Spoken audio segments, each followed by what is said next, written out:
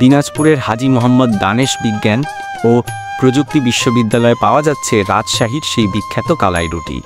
সাথে আছে লোভনীয় সব ভর্তা আর হাঁসের স্পেশাল কালা ভুনা তো আছে।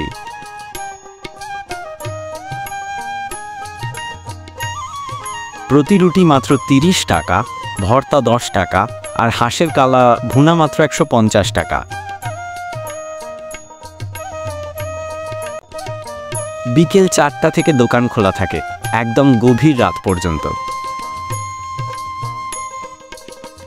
ঝাল ঝাল ভর্তা, বেগুন ভর্তা, টমেটো আর কালো জিরার ভর্তা, ওয়াও, জিভে জল চলে আসে। সেদিন গিয়েছিলাম হাঁসের কালা ভুনা খেতে, কিন্তু অবাক কাণ্ড, শেষ হয়ে গিয়েছিল। যা হোক, আপনারাও গিয়ে চেখে দেখতে পারেন। আর হ্যাঁ, মামুনস ভিউ পয়েন্ট পেজ আর চ্যানেলটা ফলো আর সাবস্ক্রাইব করতে ভুলবেন না কিন্তু। দেখা হচ্ছে পরের ভিডিওতে। আল্লাহ হাফেজ।